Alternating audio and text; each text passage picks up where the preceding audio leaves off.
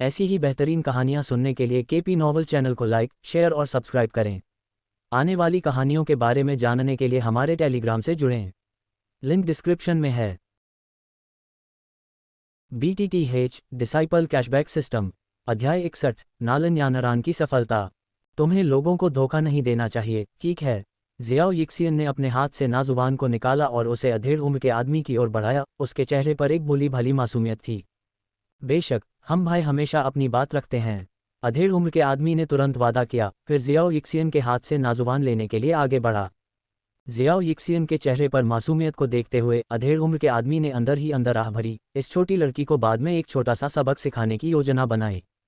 हालांकि उसने जो नहीं देखा वह जियाओ यिक्सियन की आंखों की गहराई में चमकने वाली ठंडक थी। जैसे ही अधेड़ उम्र के आदमी ने हाथ बढ़ाया, जियाओ यिक्सियन ने अचानक एक हरकत की। 4 सितारा डू मास्टर की गहरी डू क्यूई जल्दी से उसके हाथ की हथेली में समा गई। लहरें उठती हैं हथेली। इससे पहले कि अधेड़ व्यक्ति कुछ प्रतिक्रिया कर पाता, उसकी छाती पर एक भयंकर हथेली का निशान पड़ गया। एक दयनीय चीख के साथ अधेड़ व्यक्ति का शरीर सीधे 10 मीटर से अधिक दूर तक उड़ गया और एक पेड़ के तने से टकराने के बाद ही रुका। उतरने के बाद अधेड़ व्यक्ति ने बेहोश होने से पहले मेरे लिए उसे मार डालो कहने के लिए संघर्ष किया। ये दृश्य पलक झपकते ही हुआ और उपस्थित सभी लोग जियाओ यिक्सियन की अचानक कार्रवाई से अचंभित रह गए। जब तक अधेड़ व्यक्ति बेहोश नहीं हो गया तब तक कई नकाबपोश लोगों ने प्रतिक्रिया नहीं की। उसे मार डालो, एक अन्य नकाबपोश लड़ाके के आदेश के तहत उनमें से बाकी लोग जियाओ यिक्सियन की ओर दौड़े। एक काले कपड़े वाले व्यक्ति को हथेली से दूर धकेलने के बाद जियाओ यिक्सियन ने जल्दी से अपनी जेब से एक गोली निकाली और उसे नालन यानरान के मुंह में ठूंस दिया। बहन, सावधान रहो, मैं इस डू मास्टर से निपट लूंगी और तुम्हारी मदद करने आऊंगी, नालन यानरान को याद दिलाते हुए, जिसने अभी तक पूरी तरह से प्रतिक्रिया नहीं की थी, जियाओ यिक्सियन ने सीधे डू मास्टर क्षेत्र में नकाबपोश सेनानी का सामना किया। इस समय नालन यानरान ने आखिरकार अपनी हैरानी को एक तरफ रखते हुए प्रतिक्रिया व्यक्त की। उसने अपने हाथ से लंबी तलवार खींची और कई सेनानियों की ताकत के साथ नकाबपोश सेनानियों का सामना किया। जल्द ही वे सभी एक अराजक लड़ाई में उलझ गए। जियाओ यिक्सियन ने डू मास्टर और 2 8 सितारा सेनानियों का सामना किया। शेष 2 7 सितारा सेनानियों ने नालन यानरान का सामना किया। हालांकि दुश्मन की संख्या उनसे अधिक थी, लेकिन जियाओ यिक्सियन ने 4 सितारा डू मास्टर की ताकत के साथ इसे आसानी से संभाल लिया। नालन यानरान ने 5 सितारा सेनानी की ताकत होने के बावजूद अपनी रहस्यमयी रैंक डू तकनीक का इस्तेमाल किया और कुछ समय तक अपनी जमीन पर कायम रही। लेकिन जैसे जैसे लड़ाई आगे बढ़ी, नालन यानरान ने अपनी गहन रैंक डू तकनीक का बार बार इस्तेमाल किया और उसकी आंतरिक डू क्यूई धीरे धीरे कुछ हद तक अस्थिर हो गई, धीरे धीरे नुकसान में आ गई। जब नालन यानरान को चिंता होने लगी तो वह जिन 2 नकाबपोशों से लड़ रही थी, उनके हाव भाव अचानक बदल गए और उनके हमले कमज़ोर और दुर्बल हो गए। अच्छा नहीं, हमें जहर दिया गया है। इस समय जियाओ यिक्सियन से लड़ रहे डू मास्टर नकाबपोश व्यक्ति ने अचानक चिल्लाया। दूसरों को अचानक झटका लगा, उनके शरीर में कुछ असामान्य महसूस हुआ। बहन, वे मेरे 10 फ्रेग्रेंस सॉफ्ट टैंडन पाउडर से प्रभावित हैं। वे ज्यादा देर तक टिक नहीं सकते। जियाओ यिक्सियन ने एक काले कपड़े वाले व्यक्ति को हथेली से पीछे धकेला और नालन यानरान की मदद करने चली गई। ये सुनकर नालन यानरान का हौसला बढ़ गया और उसकी तलवार की चाल और भी ज्यादा भयानक हो गई। अरे भाई, पीछे मत हटो, नहीं तो हम सब मर जाएंगे। नकाबपोश डू मास्टर के चेहरे पर क्रूरता की झलक दिखाई दी। अंदर की बेचैनी को सहते हुए वह एक बार फिर उन दोनों की ओर दौड़ा। 5 काले कपड़े पहने व्यक्तियों को बेतहाशा उनकी ओर बढ़ते देख जियाओ यिक्सियन का दिमाग हिल गया। अचानक उसकी पीठ से एक बैंगनी रोशनी फूट पड़ी और अगले ही पल बैंगनी पंखों की एक जोड़ी खुल गई। इससे पहले कि नालन यानरान प्रतिक्रिया कर पाती, जियाओ यिक्सियन ने छलांग लगाए, उसे उठाया और फिर हवा में उड़ गई, पांचों के घेरे से बच निकली। डू क्यू विंग। जियो यिक्सियन को उड़ते हुए देखकर पांचों नकाबपोश व्यक्ति तुरंत अवाक रह गए। ये छोटी लड़की किंग डू मास्टर निकली। नालन यानरान को उठाकर जियो यिक्सियन कुछ दूर तक उड़ी और धीरे धीरे नीचे उतरी। बहन, वे मेरे 10 फ्रेग्रेंस सॉफ्ट टैंडन पाउडर से प्रभावित हैं। वे ज्यादा समय तक नहीं टिकेंगे, हमें बस उन्हें रोकना है। थोड़ी दूर तक उड़ने से ही जियाओ यिक्सियन की सांस फूल गई थी। उसने हाल ही में पर्पल क्लाउड विंग्स सीखी थी और वह केवल थोड़ी दूर तक ही ग्लाइड कर सकती थी। इसके अलावा इस तकनीक के लिए डू क्यूई का सेवन भयानक था। थोड़ी दूर तक ग्लाइड करने के बाद उसने अपनी बची हुई डू क्यूई लगभग समाप्त कर ली थी। बहन, क्या तुम ठीक हो? थकी हुई जियाओ यिक्सियन को देखकर नालन यानरान ने इस समय अपने सदमे को एक तरफ रख दिया और जल्दी से एक रिटर्निंग क्यूई पिल निकाली, उसे जियाओ यिक्सियन को दिया और खुद भी एक ले ली। मैं ठीक हूँ, बस बहुत ज्यादा डू क्यूई के सेवन से थक गई हूँ। जियाओ यिक्सियन ने अपना सिर हिलाया, उसका चेहरा थोड़ा पीला पड़ गया। कुछ ही दूरी पर 5 काले कपड़े पहने व्यक्ति अभी भी सदमे में थे। उन्होंने जियाओ यिक्सियन और नालन यानरान को उतरते देखा, आखिरकार वास्तविकता में वापस आ गए। वे टिक नहीं सकते। भाइयों, मेरे लिए उन्हें मार डालो। नकाबपोश डू मास्टर के आदेश के साथ पांचों ने एक बार फिर जियाओ यिक्सियन और नालन यानरान का पीछा किया। लानत है। नालन यानरान ने मन ही मन कोसा और थके हुए जियाओ यिक्सियन का समर्थन किया, पीछा करने वालों से दूरी बनाने के लिए संघर्ष किया। जियाओ यिक्सियन की वर्तमान स्थिति में अगर वे इन पांचों द्वारा पकड़े गए तो वह रक्षाहीन हो जाएगी। अब वह केवल देरी कर सकती थी और उनके शरीर में 10 फ्रेग्रेंस सॉफ्ट टैंडन पाउडर के पूरी तरह से शुरू होने का इंतजार कर सकती थी। सौभाग्य से जैसे ही पांचों नालन यानरान को पकड़ने वाले थे, उनके शरीर में जहर पूरी तरह से फूट पड़ा। धमाका। कई दबी हुई आवाज़ों के साथ उनके पैरों के नीचे काले कपड़े पहने व्यक्ति नरम पड़ गए, पूरी तरह से शक्तिहीन होकर जमीन पर गिर गए। नकाबपोश डू मास्टर अपनी थोड़ी मजबूत ताकत पर भरोसा करते हुए कुछ और कदम आगे बढ़ने के लिए संघर्ष करते रहे, लेकिन आखिरकार टिक नहीं पाए और गिर पड़े जमीन पर। बहन, उनके शरीर में विषाक्तता ने आखिरकार असर दिखाया है। पीछे से आवाज़ें सुनकर जियाओ यिक्सियन ने मुड़कर देखा, नालन यानरान से कहा जो उसका समर्थन कर रहा था। फिर अचानक राहत महसूस की और आखिरकार वह और अधिक नहीं टिक सका, बेहोश हो गया। बहन, नालन यानरान का चेहरा बदल गया, उसने जल्दी से जियाओ यिक्सियन को गले लगा लिया। जियाओ यिक्सियन के चेहरे पर पीलापन देखकर नालन यानरान को अपराधबोध की भावना महसूस हुई। अगर उसने अभी अपनी बहन पर बोझ नहीं डाला होता तो जियाओ यिक्सियन इतना थका हुआ नहीं होता। फिर नालन यानरान ने अपनी नज़र पीछे ज़मीन पर पड़े 5 काले कपड़े पहने व्यक्तियों पर घुमाए। उसकी खूबसूरत आंखों में एक ठंडी चमक दिखाई दी। तुम सभी मरने के लायक हो। जियाओ यिक्सियन को एक पेड़ के नीचे धीरे से रखकर नालन यानरान ने अपनी तलवार उठाए और बचे हुए व्यक्तियों की ओर चलते हुए एक भयंकर हत्या की मंशा प्रकट की। आहा! कई चीखों के बाद नालन यानरान हाथ में खून से सनी तलवार लेकर जियाओ यिक्सियन के पास लौटी। बहन, हम आखिरकार सुरक्षित हैं। नालन यानरान जियाओ यिक्सियन के बगल में बैठी, उसकी अभिव्यक्ति फिर से कोमल हो गई। अगर उसकी बहन उसे बचाने के लिए अपनी जान जोखिम में नहीं डालती तो परिणाम। ये सोचते हुए नालन यानरान ने कृतज्ञता भरी आंखों से जियाओ यिक्सियन को देखा। धमाका। इस समय नालन यानरान के भीतर से एक दबी हुई आवाज़ आई और उसकी आभा में एक सूक्ष्म परिवर्तन हुआ। अपनी साधना में सफलता महसूस करते हुए नालन यानरान ने खुद से कहा, वास्तव में जैसा कि शिक्षक ने कहा था, जीवन मृत्यु की लड़ाई का अनुभव करने के बाद व्यक्ति की ताकत में सुधार होगा। अध्याय 62 शून्य ज़ैद तावीज़ को परिष्कृत करना। यूनलान संप्रदाय, वह निवास जहां एल्डगुहे रहते थे। एल्डगुहे, क्या जूनियर सिस्टर ठीक है? कमरे के अंदर नालन यानरान ने अभी भी सो रही जियाओ यिजियान को उसके नाजुक चेहरे पर चिंता भरे भाव के साथ देखा। एल्डगुहे ने अपने विचारों को प्रकट किए बिना शांत भाव से जियाओ यिजियान की स्थिति की जांच की। उन्होंने शांति से कहा, वह ठीक है, बस डूक्यू का अत्यधिक सेवन किया है। वह थोड़ी देर आराम करने के बाद जाग जाएगी।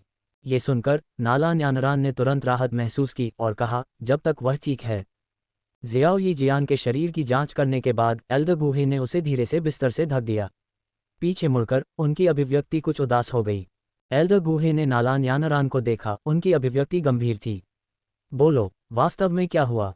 एल्डगुहे के कठोर भाव को देखकर नालन यानरान को अचानक थोड़ी घबराहट महसूस हुई। ये पहली बार था जब उसने एल्डगुहे को क्रोधित होते देखा था। अतीत में एल्डगुहे ने हमेशा खुद को एक परिष्कृत और मिलनसार रवैये के साथ पेश किया था। हालांकि अब जब एल्डगुहे ने ऐसा भाव प्रकट किया तो ये संकेत देने के लिए पर्याप्त था कि वह वास्तव में क्रोधित थे। एक पल के लिए झिझकने के बाद नालन यानरान ने धीरे से बात की, आज हुई घटनाओं को याद करते हुए। जैसे ही एल्डगुहे ने आज उनके सामने आई स्थिति के बारे में सुना, उनका चेहरा और भी भद्दा हो गया। ये लगभग एक करीबी कॉल था। एल्डगुहे के नाखुश भाव को देखकर नालन यानरान कुछ हद तक उदास दिखीं। मुझे खेद है एल्डगुहे, आज यह मेरी गलती है कि मैंने जूनियर सिस्टर जियान एर को नीचे खींच लिया, अन्यथा यह इस तरह नहीं होता। एल्डगुहे एक पल के लिए चुप रहे। उसकी अभिव्यक्ति फिर से शांत हो गई और उसने उदासीनता से कहा, चूंकि मामला पहले ही समाप्त हो चुका है, इसलिए इस पर अधिक ध्यान न दें। ये सौभाग्य की बात है कि आप दोनों सुरक्षित लौट आए। एल्डगुहे का मूड ठीक होता देख नालन यानरान राहत की सांस लेने से खुद को रोक नहीं सका। जूनियर सिस्टर जियानर का अच्छे से ख्याल रखना। ये शब्द कहने के बाद एल्डगुहे सीधे कमरे से बाहर चले गए। एल्डगुहे के जाने के बाद नालन यानरान बिस्तर के पास आकर धीरे से बैठ गईं। उनकी नज़र जियाओ यिजियान के चेहरे पर पड़ी। जूनियर सिस्टर, इस बार मैं आपकी जान की ऋणी हूँ। घने जंगल में आज जो खतरनाक दृश्य हुआ उसके बारे में सोचते हुए नालन यानरान को अभी भी एक डर महसूस हो रहा था। अगर जियाओ यी जियान अचानक इतनी ज़बरदस्त ताकत के साथ नहीं फूटते, चुपके से जहर का इस्तेमाल नहीं करते और यहाँ तक कि एक महत्वपूर्ण क्षण में उड़ान तकनीक का इस्तेमाल भी नहीं करते, तो आज वे खतरे से बच नहीं पाते। हालांकि डर की भावना महसूस करते हुए जियाओ यी जियान ने आज जो शक्ति और साधन दिखाए उससे नालन यानरान भी बेहद हैरान रह गईं। डू मास्टर स्तर की साधना, उड़ान तकनीक और वह रंगहीन और गंधहीन सुगंधित नर्म हड्डी पाउडर। जियाओ यी जियान के आज के प्रदर्शन के बारे में सोचते हुए नालन यानरान कल्पना करना कठिन था। क्या ये वास्तव में उसकी हमेशा की तरह चंचल और मजाकिया जूनियर बहन जियानर थी? आज की जिंदगी और मौत की लड़ाई में नालन यानरान ने अपने और जियाओ यी जियानन के बीच के विशाल अंतर को अच्छी तरह से महसूस किया। डू मास्टर स्तर तक साधना, उड़ान तकनीक और वह सुगंधित नर्म हड्डी पाउडर।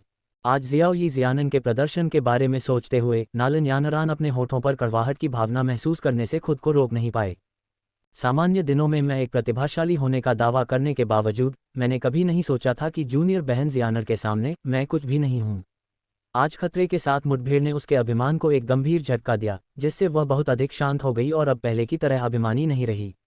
नालन परिवार और यूनलान संप्रदाय में वह अपनी पहचान पर भरोसा कर सकती थी कि वह दबंग होगी, दूसरों को उच्च पद से नीचा दिखाएगी। लेकिन एक बार बाहर आने के बाद मैं सिर्फ एक छोटी लड़ाकू हूँ और कोई भी मुझे गंभीरता से नहीं लेगा। आज की स्थिति मेरे साथ फिर कभी नहीं हो सकती। बिस्तर पर लेटे जियाओ यी जियान को देखते हुए नालन यानरान की आंखों में धीरे धीरे दृढ़भाव दिखाई देने लगे। मैंने उपेक्षा की, मैं लापरवाह था। अपने कमरे में लौटने के बाद गुहे का चेहरा फिर से अप्रिय हो गया। वह नालन यानरान से नाराज नहीं था, लेकिन आज जियाओ यी जियान के अनुभव के बारे में सोचकर उसे थोड़ी बेचैनी महसूस हुई। अगर जियाओ यी जियान ने आज स्थिति को ठीक से नहीं संभाला होता तो उसका एक शिष्य गिर सकता था।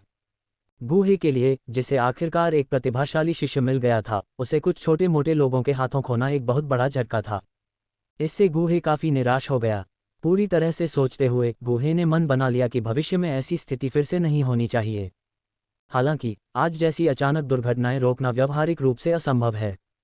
आखिरकार नालन यानरान चुपके से जियाओ यी जियान के साथ जियामा राजधानी शहर चला गया, बिना उसे पहले से सूचित किए।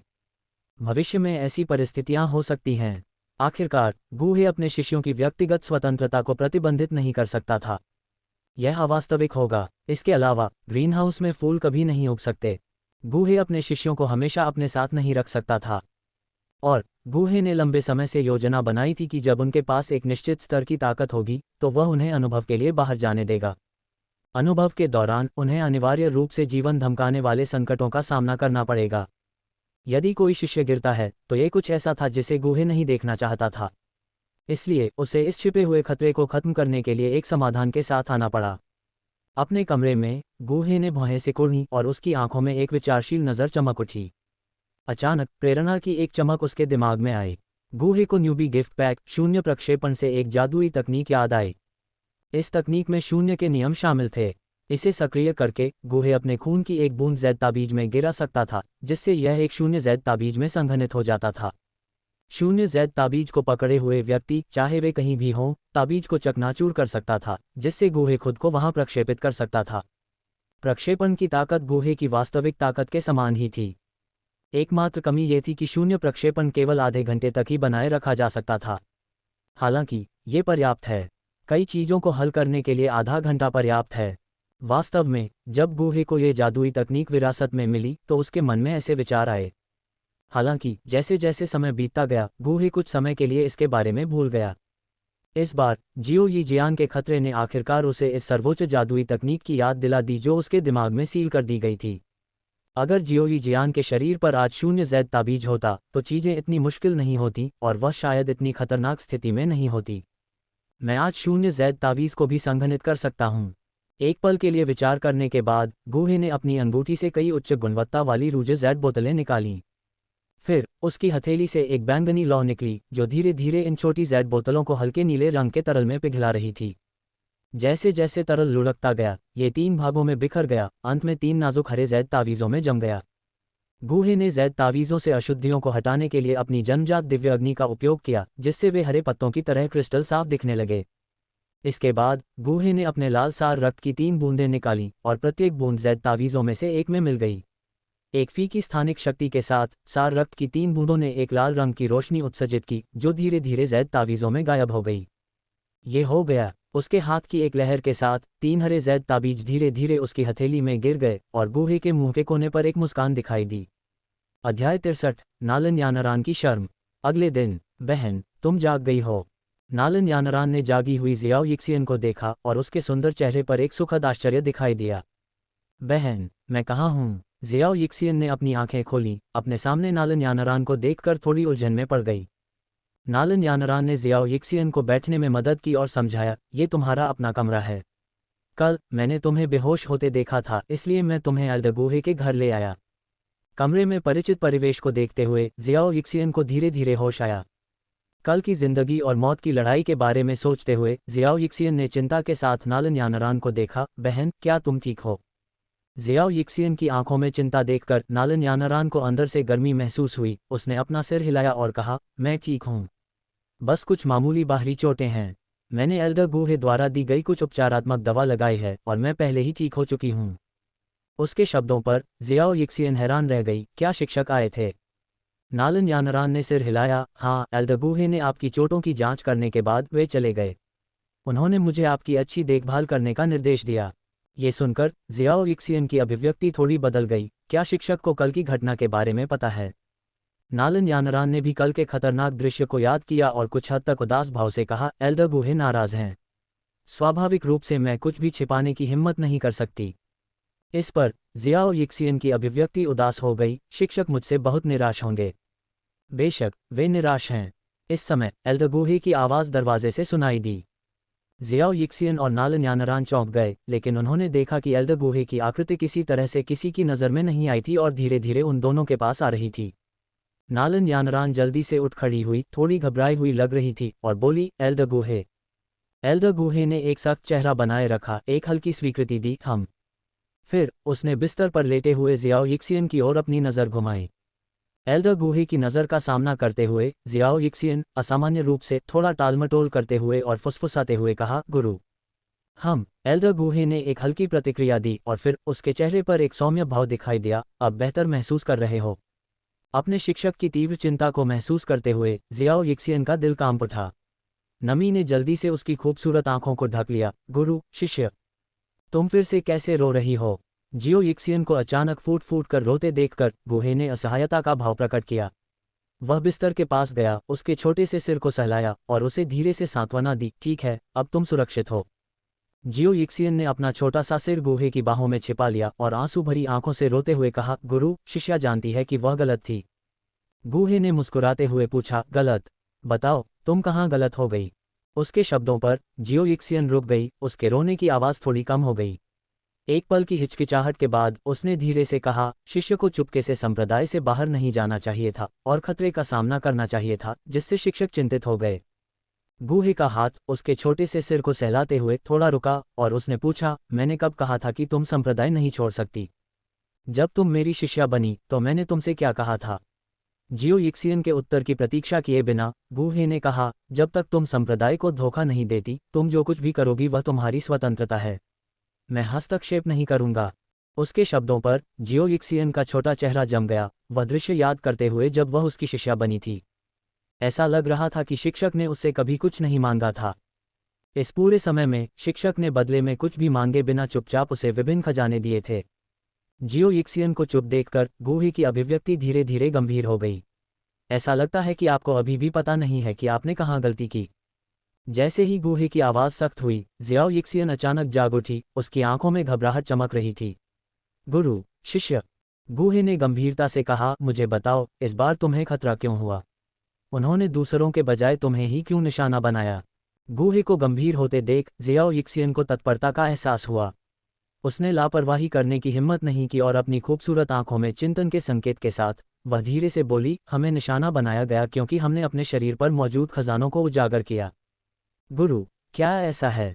ज़ियाओ यिक्सियन ने गुहे को कुछ हद तक खोजी निगाहों से देखा। गुहे ने यह सुनकर राहत के साथ मुस्कुराया, आखिरकार तुम समझ गए। दुनिया में धन को छिपाकर रखना पहला नियम है। गुहे के लहजे में उपदेश और फटकार का संकेत था। और तुमने क्या किया? तुमने बिना किसी विचार के अपने खजानों को बाहरी लोगों के सामने उजागर कर दिया। अनमोल खजानों के सामने, यहाँ तक कि वे लोग भी जिनके मन में शुरू में कोई बुरा इरादा नहीं था, आपके प्रति बुरे विचार रख सकते हैं। नालन यानरान ने किनारे पर उनकी बातचीत सुनी। उसके सुंदर चेहरे पर शर्म की एक झलक दिखाई दी। उसे याद आया कि मिटेल नीलामी घर में अगर वह सवाल नहीं पूछती तो जियाओ यिक्सियन उसके खजानों को उजागर नहीं करती। आखिरकार कल जो संकट उनके सामने आया वह सब उसके अपने हाथों से हुआ। अब जियाओ यिक्सियन को गूहे की फटकार सुनकर नालन यानरान को लगा कि गूहे उसे भी डांट रहा है। ये सोचकर नालन यानरान को शर्मिंदगी और अपराधबोध दोनों महसूस हुए, लगभग उनका सामना करने में असमर्थ। दूसरी ओर जियाओ यिक्सियन ने बहुत ज्यादा नहीं सोचा। गूहे की शिक्षाओं को सुनने के बाद उसने गंभीरता से सिर हिलाया। गुरु शिष्य याद रखें, हम भविष्य में अपने खजानों को बाहरी लोगों के सामने प्रकट नहीं करेंगे। गूहे ने सिर हिलाया, उसकी आंखों में संतुष्टि का भाव था। हालांकि इस बार तुमने गलती की, लेकिन पूरी स्थिति को देखते हुए अभी भी कई सराहनीय पहलू हैं। कम से कम अचानक सामने आए दुश्मनों का सामना करते समय तुम घबराए नहीं। तुम जानते थे कि कैसे गुप्त रूप से जहर दिया जाता है और तुमने अपनी छिपी हुई ताकत का इस्तेमाल चुपके से हमला करने के लिए किया। गूहे का स्वर अचानक बदल गया और उसने फिर से जियाओ यिक्सियन की प्रशंसा करना शुरू कर दिया। गूहे के शब्दों को सुनकर नालन यानरान दुश्मन का सामना करते समय अपनी खुद की घबराहट और भ्रम को याद किए बिना नहीं रह सकी। उसके सुंदर चेहरे पर अनायास ही एक लाली आ गई। नालन यानरान ने शर्मिंदगी के साथ सोचा, बड़े गूहे स्पष्ट रूप से छोटी बहन की प्रशंसा कर रहे हैं। ऐसा क्यों लगता है कि वह मुझे डांट रहा है? गूहे के शब्दों में उसकी स्वीकृति सुनकर जियाओ यिक्सियन के छोटे चेहरे पर तुरंत मुस्कान आ गई। शिक्षक ने वास्तव में मेरी प्रशंसा की। ऐसा लगता है कि शिक्षक की नज़र में अभी भी मेरे कुछ गुण हैं। हालांकि इससे पहले कि वह बहुत देर तक खुशी का आनंद ले पाती, गूहे के हाव भाव फिर से बदल गए, गंभीर हो गए। हालांकि तुम्हारे पास कुछ गुण हैं, लेकिन तुम्हारा प्रदर्शन पर्याप्त अच्छा नहीं है। यहाँ तक कि कुछ हद तक हास्यास्पद होने की हद तक। उसके शब्दों पर जियाओ यिक्सियन के चेहरे पर अभी अभी आई मुस्कान फीकी पड़ गई। जियाओ यिक्सियन को थोड़ी निराशा हुई। शिक्षक, क्या आप एक बार में सब कुछ नहीं कह सकते? अध्याय 64 नालन यानरान की प्रशंसा। कमरे में गूहे की अभिव्यक्ति गंभीर हो गई। मुझे बताओ, जब तुमने जहर का उपयोग करने के बारे में सोचा था तो तुमने 10 फ्रेग्रेंस सॉफ्टनिंग पाउडर जैसे धीमी गति से काम करने वाले जहर का उपयोग क्यों चुना? नहीं, ये धीमी गति से काम करने वाला कामोद्दीपक होना चाहिए। इसके बारे में सोचो, अगर तुमने उस समय एक अत्यधिक विषैले पदार्थ का उपयोग किया होता तो क्या बाद की घटनाएं घटित होती? दुश्मनों के प्रति किसी को कभी भी दया नहीं करनी चाहिए। दुश्मनों के प्रति दया करना अपने प्रति क्रूरता है। मूर्ख लड़की, क्या तुम समझती हो? गूहे के बोलने के बाद उसकी नज़र बिस्तर पर लेटी जियाओ यिक्सियन पर केंद्रित हो गई। बगल में नालन यानरान ने उसके शब्दों को सुनकर अपने सुंदर चेहरे पर एक चिंतनशील भाव दिखाया। एल्डर गूहे बहुत ही आश्वस्त होकर बोलते हैं, लेकिन इस एल्डर गूहे को ऐसे शब्दों के साथ थोड़ा डरावना क्यों लग रहा है? नालन यानरान की धारणा में गूहे हमेशा ईमानदार, परिष्कृत और मिलनसार रहा था।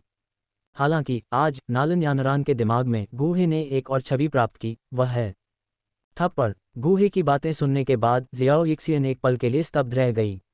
फिर उसने कमजोरी से कहा, लेकिन गुरु, मेरे पास केवल एक कामोद्दीपक था। गूहे, क्या आपने 7 रंगीन जहर मैनुअल से कामोद्दीपक को परिष्कृत करना सीखा है? गूहे ने कुछ अवाक होकर पूछा। जियाओ यिक्सियन ने कमजोरी से सिर हिलाया। फिर उसने फिर से अपना सिर हिलाया। गूहे का मुंह थोड़ा सा फड़क उठा। आप वास्तव में क्या कहना चाह रहे हैं? जियाओ यिक्सियन ने धीमी आवाज में समझाया, गुरु, मुझे लगा कि 7 रंगीन जहर मैनुअल में अन्य जहर बहुत ज्यादा खतरनाक हैं, इसलिए मैंने उन्हें परिष्कृत करने की जहमत नहीं उठाई। गूहे कुछ हद तक असहाय था। शिष्य, अपनी सुरक्षा के लिए भले ही आपका दिल दयालु हो, आप रक्षाहीन नहीं हो सकते। जब आप बाहर होंगे तो आपका स्वभाव आपको कष्ट देगा। जियाओ यिक्सियन ने सोच समझकर सिर हिलाया, आज्ञाकारी ढंग से कहा, गुरु, शिष्य समझ गया। गूहे ने सिर हिलाया, लेकिन अंदर ही अंदर आह भरी। ये लड़की अभी भी बहुत भोली है। उम्मीद है यह अनुभव उसमें कुछ बदलाव लाएगा। फिर गूहे ने अपनी स्थानिक अंगूठी से एक नीला जैद तावीज़ निकाला और उसे जियाओ यिक्सियन को सौंप दिया। जैद तावीज़ लेते हुए जियाओ यिक्सियन हैरान दिखी। गुरु, यह क्या है?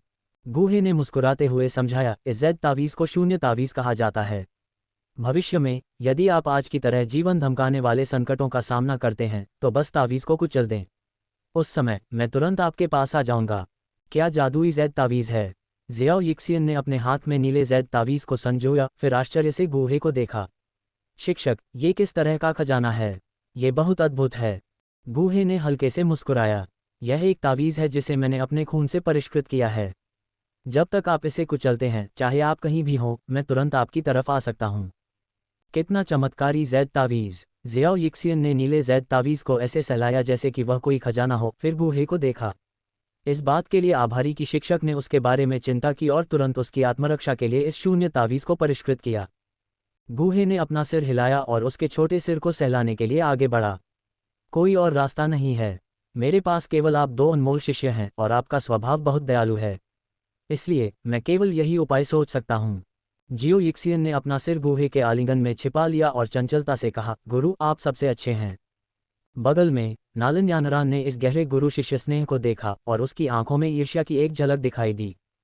एल्डर गूहे अपने शिष्यों के प्रति वास्तव में दयालु हैं। उसने शून्य तावीज़ को देखा जिसे जियो यिक्सियन ने खजाने की तरह रखा था, थोड़ी ईर्ष्या महसूस कर रही थी। उसने स्वाभाविक रूप से गूहे के शब्दों को अभी सुना। वह भी ऐसा जादुई तावीज़ चाहती थी। इस समय वह वास्तव में एल्डर गूहे से कहना चाहती थी, एल्डर गूहे क्या मैं भी एक ले सकती हूँ। लेकिन ये सोचकर कि यह शून्य तावीज़ विशेष रूप से संप्रदाय के शिष्यों के लिए तैयार किया गया था, उसे अचानक बोलने में थोड़ी शर्मिंदगी महसूस हुई। इस समय गूहे ने नालन यानरान के चेहरे पर उलझन भरे भाव देखे और थोड़ा मुस्कुराया, ये समझते हुए कि वह क्या सोच रही थी। यानरान, यहाँ आओ, गूहे ने नालन यानरान को इशारा किया। ये सुनकर नालन यानरान वास्तविकता में वापस आ गई और घबराई हुई गूहे के पास पहुंची। एल्डर गूहे मुझे फटकार नहीं लगा रहे होंगे, है न?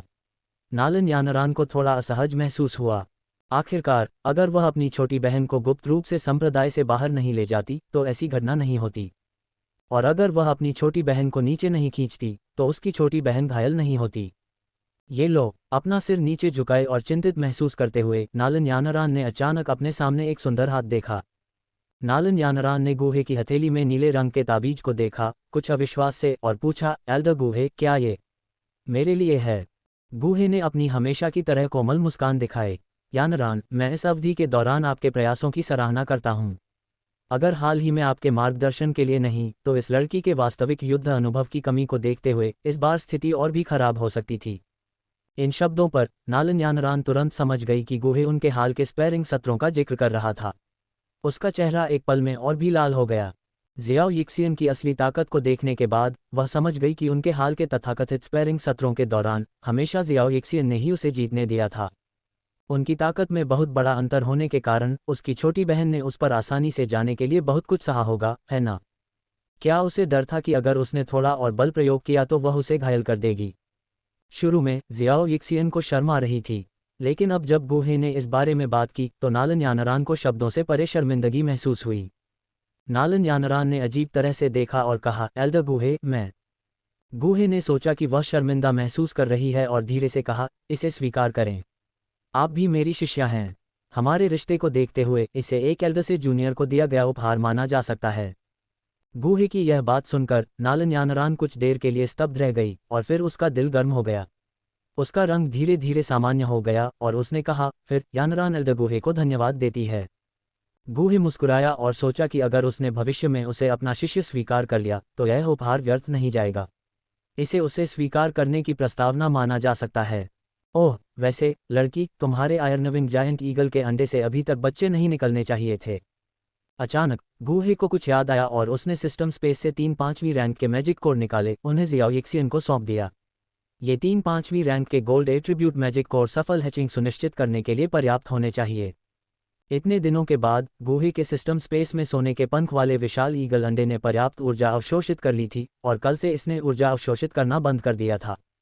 गूहे ने अनुमान लगाया कि सोने के पंख वाले विशाल ईगल के अंडे सेने का दिन करीब आ रहा है।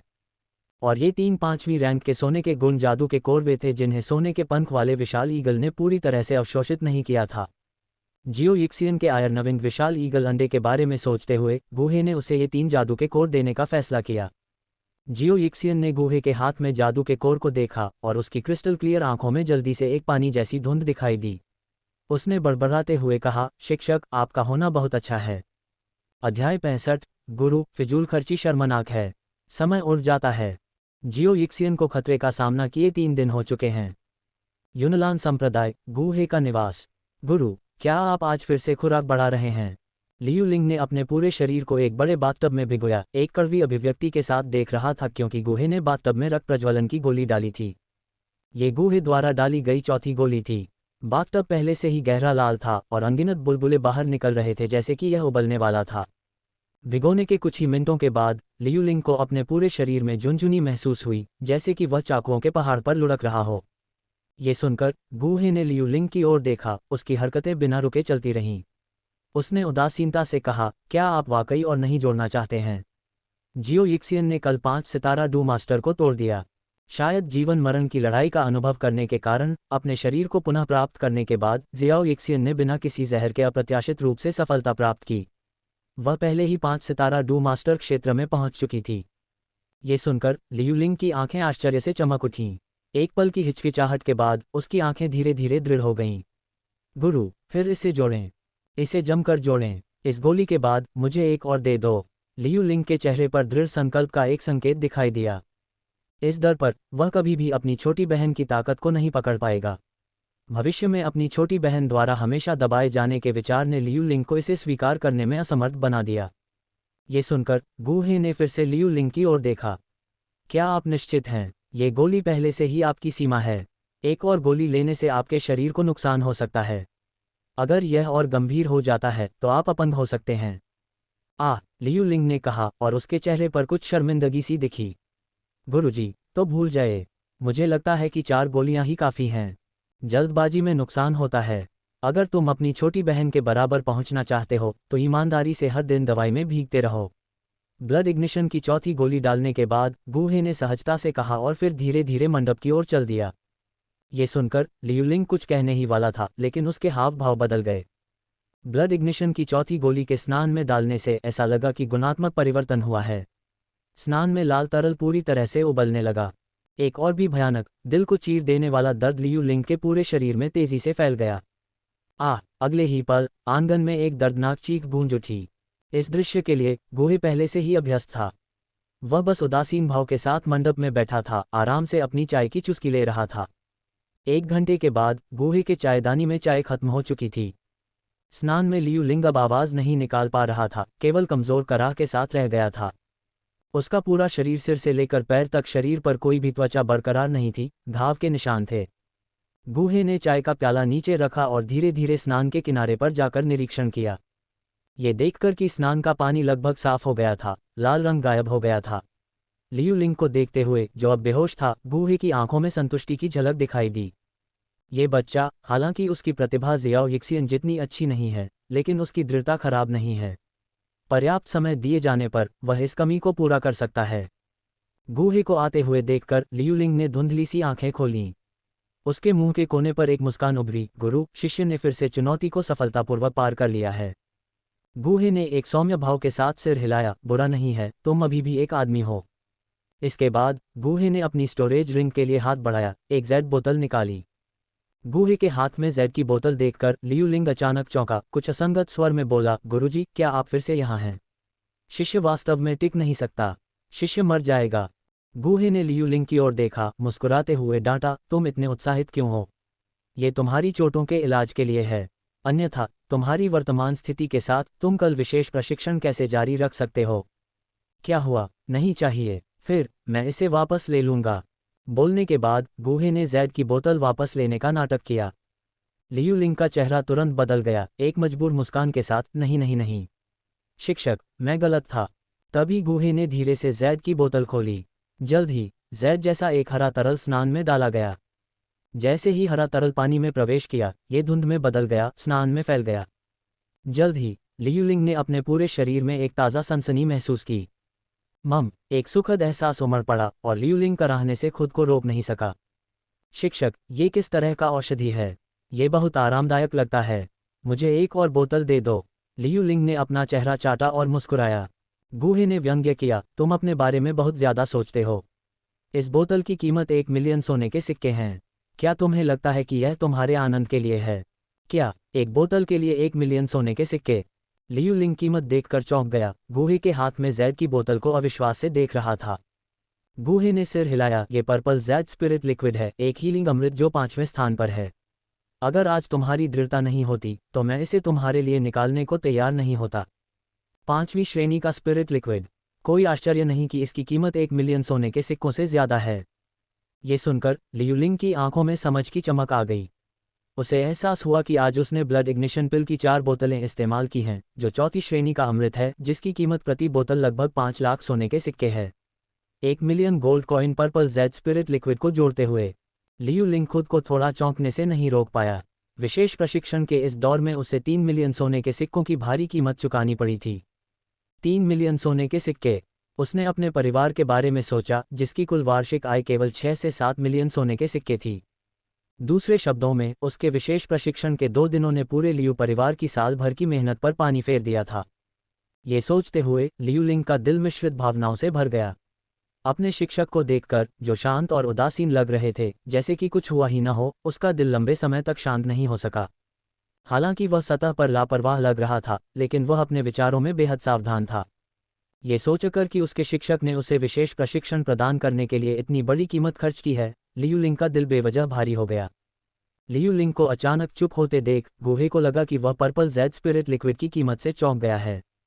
वह मुस्कुराए बिना नहीं रह सका। चिंता मत करो, मेरे पास घर पर कुछ संसाधन हैं, और थोड़ा सा स्पिरिट लिक्विड कोई बड़ी बात नहीं है।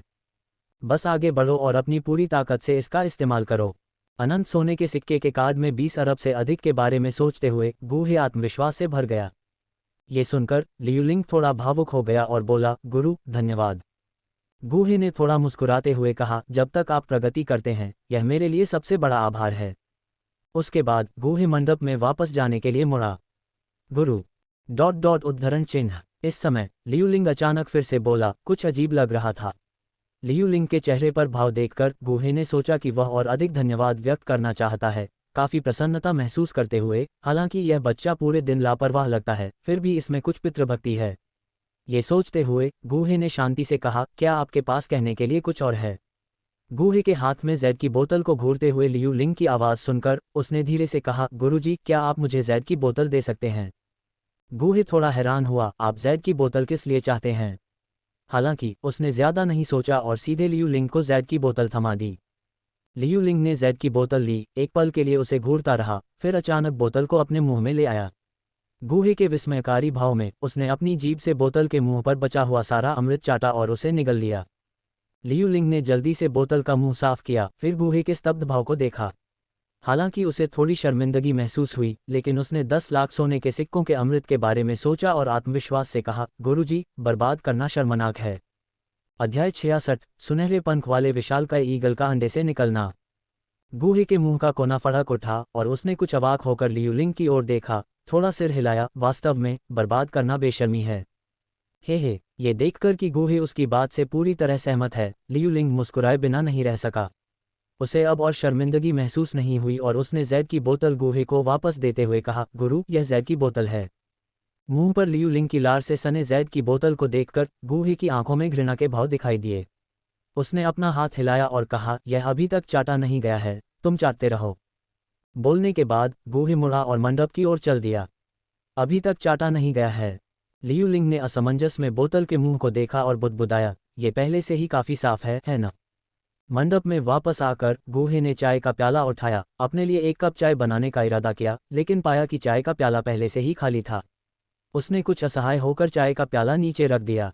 क्या जियो यी जियान अभी तक वापस नहीं आई है? गुहे ने कुछ असहायता के साथ कहा और छोटे डॉक्टर के कमरे की ओर देखा। आमतौर पर अगर जियो यी जियान घर पर होती तो वह हमेशा अपनी साधना समाप्त करने के बाद गुहे को पानी पिलाने के लिए मंडप में आती। ये लड़की हाल ही में मुख्य शिखर की ओर दौड़ने में अधिक से अधिक मेहनती हो रही है। गुहे ने खुद से बुदबुदाया। पिछली बार की घटना के बाद से जियो यी जियान और नालन यानरान के बीच जीवन और मृत्यु का अनुभव करने के बाद संबंध काफी गहरा हो गया था। आम दिनों में जियो यी जियान साधना समाप्त होते ही लगभग मुख्य शिखर की ओर भाग जाती थी। ऐसा लगता है कि मुझे खुद ही यह करना होगा। अपना सिर हिलाते हुए गुहे अनिच्छा से उठ खड़ा हुआ और कुछ उबलता पानी लाने के लिए तैयार हो गया। हालांकि इस समय उसकी अभिव्यक्ति बदल गई और उसे कुछ अस्पष्ट सा महसूस हुआ। अगले ही पल, जैसे कि कुछ याद आ रहा हो, गुहे जल्दी से फिर से बैठ गया। एक विचार के साथ गुहे की चेतना सीधे सिस्टम स्पेस में प्रवेश कर गई। एक बार सिस्टम स्पेस में गुहे की नज़र शून्य में लटके हुए सुनहरे अंडे की ओर मुड़ गई। इस समय सुनहरा अंडा बहुत शांत दिखाई दिया, पहले की तरह चमकदार सुनहरा प्रकाश उत्सर्जित नहीं कर रहा था। ये स्थिति कुछ दिन पहले शुरू हुई थी जब सुनहरे अंडे ने पर्याप्त ऊर्जा अवशोषित की थी। अगले दिनों में सुनहरे अंडे ने इसी अवस्था को बनाए रखा। क्या यह आखिरकार फूटने वाला है? शून्य में सुनहरे अंडे को देखते हुए गूहे ने खुद से बड़बड़ाया, उसकी आंखों में उत्साह चमक रहा था। हालांकि उस समय सुनहरा अंडा अभी भी शांत दिखाई दे रहा था, लेकिन गूहे की अलग हुई चेतना यह महसूस कर सकती थी कि सुनहरे अंडे के अंदर की चेतना उत्तेजित अवस्था में थी। गूहे उस चेतना में निहित आनंद को महसूस कर सकता था। निश्चित रूप से चुपचाप एक पल के लिए प्रतीक्षा करने के बाद सोने के अंडे ने आखिरकार कुछ हलचल दिखाई। अचानक बिना किसी चेतावनी के शून्य में सुनहरा अंडा कांप उठा। क्लिक। इस कंपन के साथ सुनहरे अंडे पर अचानक एक हल्की दरार दिखाई दी। चमकदार सुनहरी रोशनी दरार से रिसकर एक भयानक दबाव के साथ बाहर निकल रही थी। इतनी तेज सुनहरी तलवार की आभा। सुनहरी रोशनी में निहित तेज तलवार की आभा को महसूस करते हुए गूहे के चेहरे पर कुछ आश्चर्य दिखाई दिया। सुनहरी रोशनी की इस किरण ने वास्तव में उसे खतरे का आभास कराया। गूहे ने अनुमान लगाया कि एक साधारण 8 सितारा युद्ध सम्राट भी इस सुनहरी तलवार की आभा का सीधे सामना करने की हिम्मत नहीं करेगा। ये सिस्टम स्पेस के अंदर था, जहां तलवार की आभा की शक्ति कुछ हद तक दबी हुई थी। अगर यह बाहर होता तो गूहे का मानना था कि तलवार की आभा की इस किरण से ही डुक्यूई का तूफान खड़ा हो जाएगा। अंडे से निकलने से पहले ही इसने ऐसी भयानक शक्ति प्रदर्शित कर दी थी। इससे गूहे को सुखद आश्चर्य हुआ। गोल्डन फेदर जायंट ईगल वास्तव में 8वीं रैंक का जादुई जानवर वंश था। इसके पूरी तरह से अंडे से निकलने के बाद ये निस्संदेह उसके लिए एक बड़ी मदद बन जाएगा। इसके बाद गूहे चुपचाप गोल्डन फेदर जायंट ईगल के अपने खोल से बाहर निकलने का इंतजार करने लगा। क्लिक। एक पल के बाद सुनहरे अंडे पर एक और दरार दिखाई दी। सुनहरी रोशनी की चमक के साथ इसने एक भयानक दबाव पैदा कर दिया। अनजाने में 3 और घंटे बीत गए। इस दौरान गूहे की चेतना उसके मुख्य शरीर में लौट आए। उसने लियू लिंग को कुछ निर्देश दिए और उसके जाने के बाद गूहे की चेतना सिस्टम स्पेस में लौट आए। इस समय 3 घंटे के प्रभाव के बाद सुनहरा अंडा घनी दरारों से ढका हुआ था। आत्मा संवेदन के माध्यम से गूहे बता सकता था कि गोल्डन फेदर जायंट ईगल जल्द ही अपने खोल से बाहर निकल जाएगा। निश्चित रूप से एक पल के लिए चुपचाप प्रतीक्षा करने के बाद सुनहरा अंडा अचानक एक शानदार सुनहरी रोशनी में फट गया। तारांकन क्लिक। तारांकन। तारांकन क्लिक। तारांकन। तारांकन क्लिक। तारांकन। एक के बाद एक अनगिनत अंडों के छिलकों के टूटने की आवाज गूंज उठी। धमाका। कुछ सांसों के बाद एक बहरा करने वाली आवाज आसमान में उठी जो सिस्टम स्पेस में गूंज रही थी। बाद में गूहे ने पूरी तरह से टूटे हुए अंडे के छिलके से एक सुनहरी आकृति को फूटते हुए देखा जो सुनहरी रोशनी की एक धारा में बदल गई। चीख। एक तीखी और भयंकर चीख के साथ एक सुनहरी रोशनी सीधे गूहे की ओर बढ़ी, एक उत्साहित स्वर लेकर। सुनहरी रोशनी जल्दी से गूहे के सामने आ गई। सुनहरी रोशनी के माध्यम से गूहे ने आखिरकार हैच किए गए गोल्डन फेदर जायंट ईगल की असली शक्ल देखी। उसके सामने गोल्डन फेदर जायंट ईगल सुनहरे पंखों से ढका हुआ था, जो अपने सुनहरे पंखों से एक हल्की तीखी आभा उत्सर्जित कर रहा था। 2 मजबूत और शक्तिशाली सुनहरे पंजे, जैसे कि वे सोने में ढले हों, एक भयानक शक्ति को प्रकट कर रहे थे। सुनहरी खड़ी पुतलियों में एक राजसी आभा थी जिसमें उसके वंश से कुलीनता का संकेत मिला हुआ था। गूहे अपने सामने राजसी गोल्डन फेदर जायंट ईगल को देख रहा था, बस ये सोच रहा था कि उसका स्वागत कैसे किया जाए। तभी अचानक एक आवाज़ उसके कानों में आई। मास्टर, क्या यह आप हैं? मैं आपकी जानी पहचानी आभा को महसूस कर सकता हूँ। गूहे ये सुनकर कि गोल्डन फेदर जायंट ईगल वास्तव में मानव भाषा बोल सकता है, पहले तो आश्चर्यचकित हुआ और फिर अचानक उसे एहसास हुआ। इस स्तर के जादुई जानवरों ने बहुत पहले ही बुद्धि प्राप्त कर ली थी और उनकी बुद्धि मनुष्यों से कम नहीं थी। हालांकि गोल्डन फेदर जायंट ईगल की आवाज़ में बचपन की भावना भरी हुई थी, जो दर्शाती थी कि यह अभी अभी दुनिया में आया है और इसकी बुद्धि शायद 5 या 6 साल के मानव बच्चे के स्तर की थी। हाँ, यह मैं हूँ। गूहे मुस्कुराया और गोल्डन फेदर जायंट ईगल के सुनहरे सिर को थपथपाया। मास्टर, मैं आखिरकार आपको देख पाया। गूहे को स्वीकार करते देख गोल्डन फेदर जायंट ईगल की आवाज़ खुशी से भरी हुई थी, जैसे एक खोया हुआ बच्चा अचानक अपने खोए हुए पिता से मिल रहा हो। गोल्डन फेदर जायंट ईगल की आवाज़ में निर्भरता महसूस करते हुए गूहे थोड़ा मुस्कुराया और कहा, अब से तुम हमेशा अपने मालिक के साथ रह सकते हो। सच में मास्टर, मैं हमेशा आपके साथ रहना चाहता हूँ। ये सुनकर गोल्डन फेदर जायंट ईगल ने अपने सिर से गूहे की बांह को प्यार से सहलाया, अपनी गर्मजोशी व्यक्त की। क्या आपका कोई नाम है? गूहे ने अचानक पूछा। ये सुनकर गोल्डन फेदर जायंट ईगल हैरान रह गया। नाम क्या है? मेरा कोई नाम नहीं है। गूहे ने सुनहरे पंख वाले विशालकाय ईगल के सिर के ऊपर के मुलायम सुनहरे पंखों को धीरे से हिलाया और धीरे से कहा, तो फिर मैं तुम्हें एक नाम देता हूँ, मेरे छोटे सोने। हालांकि सुनहरे पंख वाले विशालकाय ईगल को नाम का मतलब समझ में नहीं आया, लेकिन उसने खुशी से जवाब दिया, ठीक है, ठीक है। एक पल के लिए विचार करने के बाद गूहे ने पूरी तरह से सुनहरे विशालकाय ईगल को देखा और धीरे से कहा, अब से तुम्हारा मालिक तुम्हें जियाओजिन कहेगा। अध्याय 67 भविष्य की योजनाएं। जियाओजिन। गोल्डन फेदर जायंट ईगल की कोमल आवाज में भ्रम की झलक दिखी। मास्टर, क्या आपको लगता है कि मैं बहुत छोटा हूँ? उसने आगे कहा, वास्तव में मैं और बड़ा हो सकता हूँ। जैसे ही उसने बात की, गोल्डन फेदर जायंट ईगल ने सुनहरी रोशनी की लहरें छोड़ी और गूहे के प्रतिक्रिया करने से पहले ही उसका शरीर तेजी से बढ़ने लगा, आकार में 4 या 5 गुना बढ़ गया। अब ये गूहे के ऊपर एक छोटे पहाड़ की तरह खड़ा था। मास्टर, क्या आपको लगता है कि मैं अब बड़ा हो गया हूँ? उसने पूछा। गूहे ने बड़े हुए गोल्डन फेदर जायंट ईगल को घूरते हुए कठोर भाव से जवाब दिया, हाँ, अब तुम बहुत बड़े हो गए हो। मेरा मतलब ये था कि जियाओजिन सिर्फ तुम्हारा उपनाम है, गूहे ने स्पष्ट किया। उपनाम? तो मेरा असली नाम क्या है? गोल्डन फेदर जायंट ईगल ने अभी भी हैरान होकर पूछा। गूहे ने विशालकाय जीव को देखते हुए अपना सिर पीछे की ओर झुकाया और असहाय भाव से कहा, पहले तुम्हें छोटा होना पड़ेगा। ठीक है गुरु। ये सुनकर सुनहरे पंख वाले विशालकाय ईगल ने सिर हिलाया और सुनहरी रोशनी की चमक के साथ उसका शरीर अपने पिछले आकार में वापस आ गया। गूहे ने विशालकाय ईगल के शरीर पर सुनहरे पंखों को देखा और कुछ पल सोचने के बाद कहा, तुम्हारा असली नाम जिन्यू होगा और तुम्हारा उपनाम जियाओजिन होगा। जिन्यू, सुनहरे पंखों की तरह। सुनहरे पंख वाले विशालकाय ईगल ने कुछ हद तक संतुष्ट होकर अपना सिर हिलाते हुए कहा, ठीक है गुरु, अब से मेरा असली नाम जिन्यू है और मेरा उपनाम जियाओजिन है। गूहे मुस्कुराया, चिकने सुनहरे पंखों को जियाओजिन पर रगड़ा और फिर कहा, जियाओजिन, मुझे अब बाहर जाना है। तुम खुद खेल सकते हो और मैं कल फिर से तुमसे मिलने आऊँगा। ये कहते हुए गूहे सिस्टम स्पेस छोड़ने के लिए तैयार हो गया। जियाओजिन ने जल्दी से आवाज़ लगाई, मास्टर, मैं आपके साथ बाहर जाना चाहती हूँ। आप भी बाहर जाना चाहते हैं? गूहे ने भौहें सिकोड़ी और कुछ देर सोचने के बाद कहा, नहीं, आपका शरीर बहुत बड़ा है। आपको साथ लाना असुविधाजनक है। जियाओजिन ने उत्तर दिया, मास्टर, मैं भी छोटा हो सकता हूँ। जियाओजिन के बोलते ही उसने एक बार फिर से एक सुनहरी रोशनी उत्सर्जित की, जो दृश्यमान गति से सिकुड़ रही थी।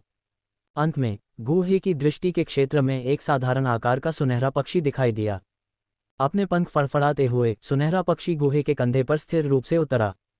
मास्टर, क्या मैं अब काफ़ी छोटा हूँ? जियाओजिन ने अपने सिर से गूहे के चेहरे को हिलाया। काफ़ी छोटा, काफ़ी छोटा। गूहे ने आश्चर्य के साथ अपने कंधे पर छोटे चेहरे को देखा। तो मास्टर, क्या मैं अब आपके साथ बाहर जा सकता हूँ? जियाओजिन ने पूछा।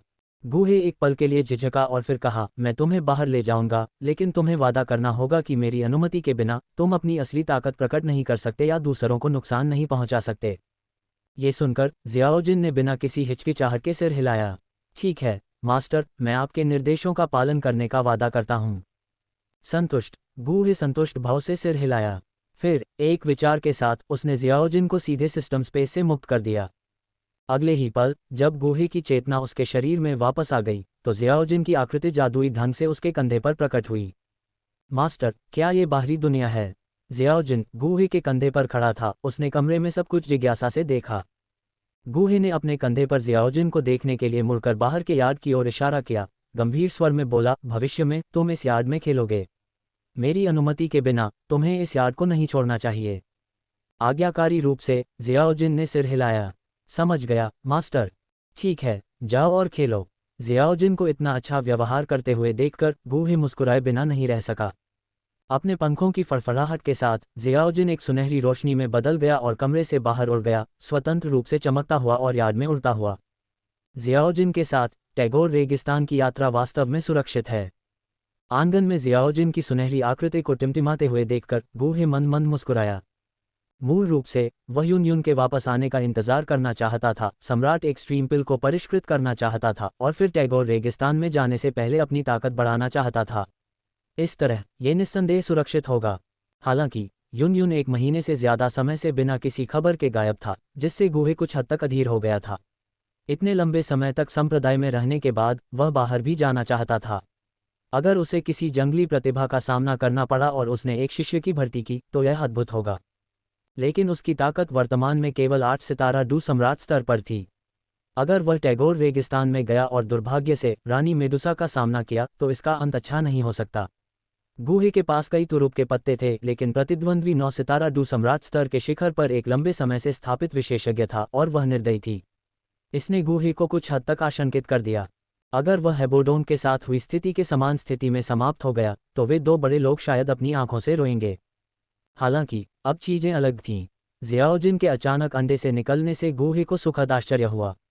8वें दर्जे के जादुई जानवर के रूप में ज़ियाओजिन के अंडे से निकलने पर 9 सितारा डुहुआन की ताकत थी। इसके अलावा अपने अद्वितीय रक्षात्मक पंखों और अजेय स्वर्ण तलवार ऊर्जा के साथ ज़ियाओजिन निस्संदेह साथियों के बीच अजेय था। ज़ियाओजिन की सुरक्षा के साथ गूहे को अब रानी मेडुसा से डरने की ज़रूरत नहीं थी। इसलिए उसने पहले से ही टैगोर रेगिस्तान के लिए रवाना होने का विचार किया। इस बार टैगोर रेगिस्तान में जाने का उसका मुख्य उद्देश्य एज्योर सरथरी फ्लावर प्यूपिल्स के साथ किंगलिन के लिए था। यदि वह इसे सफलतापूर्वक भर्ती करता है तो उसे सिस्टम के इनाम तंत्र को ट्रिगर करने के लिए हर महीने 3 अतिरिक्त मौके मिलेंगे। बेशक गूहे के लिए सबसे महत्वपूर्ण बिंदु ज्ञान प्रदान करने और संचारित करने का अतिरिक्त अवसर था, जो उसकी खुद की साधना को बढ़ाने में मदद करेगा। शिष्यों को पढ़ाने के बाद सिस्टम में वापस आने के बाद उसके लिए मजबूत बनने का सबसे तेज तरीका अधिक प्रतिभाशाली शिष्यों को आकर्षित करना था। इस अवधि के दौरान गूहे ने भविष्य के लिए पहले से ही योजनाएं बना ली थीं। डू वेनेरेट स्तर तक पहुंचने के बाद वह अब यूनान संप्रदाय में नहीं रहेगा। इसके बजाय उसने उत्तर पश्चिमी देशों में यात्रा करने, प्रतिभाओं की खोज करने और उन्हें एक एक करके भर्ती करने की योजना बनाई। विभिन्न देशों की यात्रा करने के बाद वह जियामा अकादमी में एक संरक्षक के रूप में पद ग्रहण करेगा, अधिमानतः एक बुजुर्ग की उपाधि अर्जित करेगा। गूहे का मानना था कि 7वीं कक्षा के कीमियागर के रूप में उनकी स्थिति के साथ जियामा अकादमी में यह हासिल करना मुश्किल नहीं होना चाहिए। अकादमी ने पूरे उत्तर पश्चिमी क्षेत्र से प्रतिभाओं को इकट्ठा किया और शायद वह कुछ उत्कृष्ट शिष्यों की भर्ती कर सके। उनमें से ताइक्सू प्राचीन ड्रैगन कबीले के ज़ेड्यू गूहे का पहला लक्ष्य था। विशाल केंद्रीय मैदानों के लिए गूहे की वहां जाने की कोई योजना नहीं थी जब तक कि वह डूसेंट स्तर तक नहीं पहुंच गया। वहां का पानी बहुत गहरा था और डूसेंट स्तर तक पहुंचे बिना उसे डर था कि वह इसे संभाल नहीं पाएगा। 2 दिन और रुको। इस दौरान मैं उनके शरीर को तड़का लगाने के लिए और अधिक स्पिरिट फ्लूइड को परिष्कृत करूंगा। मेरे जाने के बाद उनकी शारीरिक ट्रेनिंग में देरी नहीं होगी। कुछ चिंतन के बाद गूहे ने अपनी योजना को अंतिम रूप दिया। भले ही वह चला जाए, लिनेन और लिटिल डॉक्टर की शारीरिक ट्रेनिंग को रोका नहीं जा सकता था। वास्तव में गूहे का इरादा तीव्रता को बढ़ाने का था, अन्यथा वे उसकी गति के साथ नहीं रह पाएंगे। अध्याय 68 यून रिटर्न्स।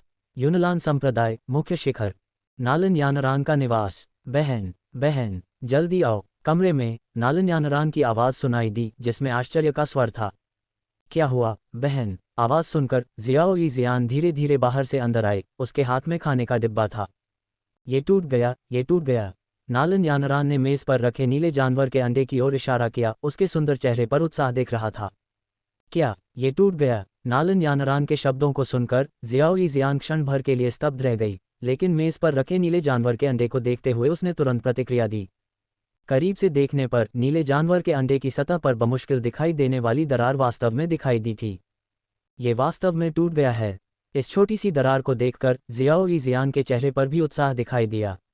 चूंकि वहां दरार थी, इसका मतलब था कि आयरनविंग जायंट ईगल फूटने वाला था, जिससे ज़ियाओ यी ज़ियान खुश हुए बिना नहीं रह सका। बहन, ऐसा लगता है कि आयरनविंग जायंट ईगल फूटने वाला है। नालन यानरान नीले जानवर के अंडे की ओर झुकी। उसके चेहरे पर उत्साह दिख रहा था। उसकी बहन ने वादा किया था कि आयरनविंग जायंट ईगल फूटने के बाद वह साथ में उड़ने का अनुभव करेगी। इस बारे में सोचते हुए नालन यानरान के चेहरे पर प्रत्याशा के भाव दिखाई दिए। ज़ियाओ यी ज़ियान ने नालन यानरान के शब्दों पर सहमति में सिर हिलाया और धीरे से कहा, शिक्षक ने कहा था कि जब तक जानवर के अंडे पर दरार है, इसका मतलब है कि यह फूटने वाला है। जैसे ही उसने बात की, ज़ियाओ यी ज़ियान के खूबसूरत चेहरे पर भी प्रत्याशा के भाव दिखाई दिए। मुझे आश्चर्य है कि जब आयरनविंग जायंट ईगल फूटेगा तो ये कैसा होगा? क्या ये प्यारा होगा? अचानक ज़ियाओ यी ज़ियान ने सोचा, क्या उसे जल्द ही अंडे से निकलने वाले आयरनविंग जायंट ईगल को कोई नाम देना चाहिए। ये सोचते हुए ज़ियाओ यी ज़ियान ने नालन यानरान की ओर देखा, जो जानवर के अंडे को देख रही थी, और पूछा, बहन, तुम क्या सोचती हो? क्या हमें इसे कोई नाम देना चाहिए? ये सुनकर नालन यानरान कुछ देर के लिए हैरान हुई और फिर कुछ देर सोचने लगी। बहन, तुम इसे ज़ियाओ टाई कहने के बारे में क्या सोचती हो? आयरनविंग जायंट ईगल, इसके नाम में पहले से ही आयरन शब्द है। अपना सिर हिलाते हुए ज़ियाओ यी ज़ियान ने कहा, बहन, ज़ियाओ टाई अप्रिय लगता है। कुछ देर सोचने के बाद नालन यानरान ने सुझाव दिया, तो ज़ियाओ यंग के बारे में क्या ख्याल है? या शायद ज़ियाओ ची?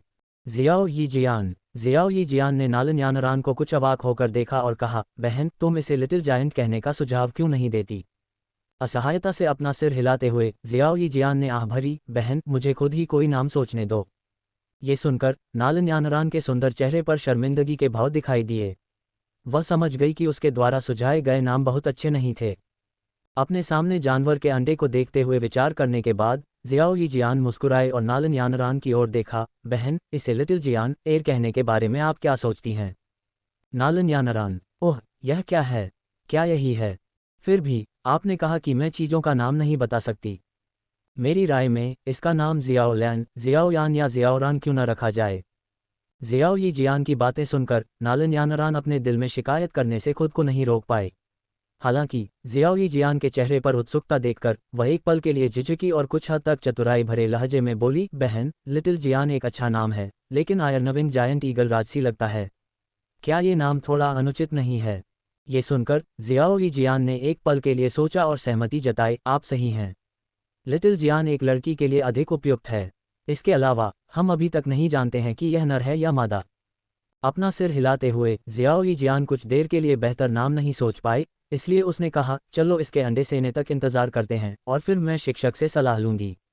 शिक्षक निश्चित रूप से इसे एक उपयुक्त नाम देंगे।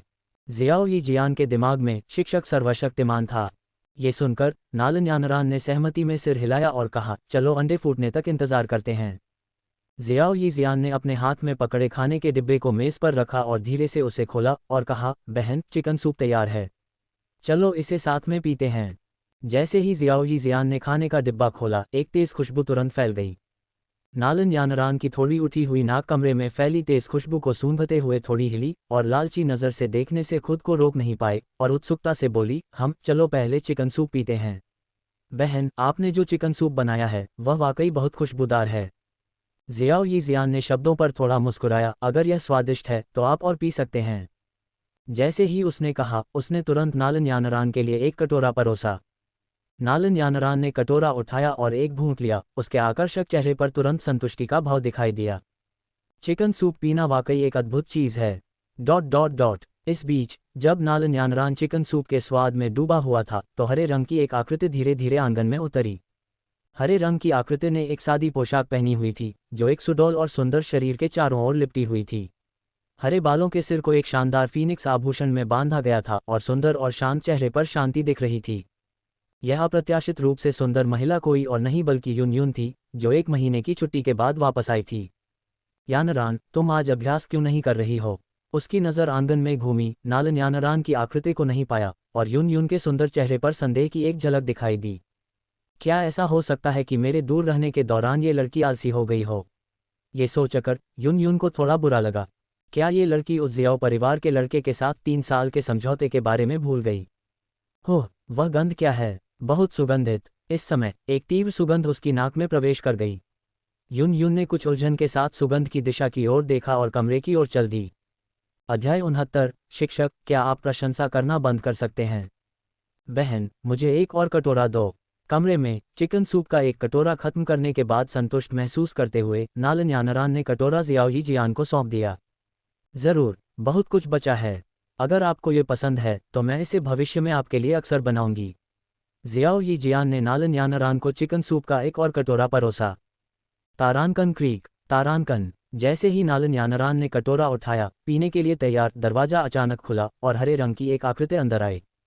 शिक्षक। व्यक्ति को अंदर आते देखकर नालन यानरान पहले तो दंग रह गई, फिर उसकी खूबसूरत आंखों में एक सुखद आश्चर्य चमक उठा। वह तुरंत अपने हाथों में चिकन सूप के बारे में भूल गई और युन युन की बाहों में चली गई। शिक्षक, मुझे आपकी बहुत याद आई। नालन यानरान युन युन की बाहों में लिपट गई और प्यार से पेश आई। युन युन भी मुस्कुराई और नालन यानरान के सिर को प्यार से सहलाया।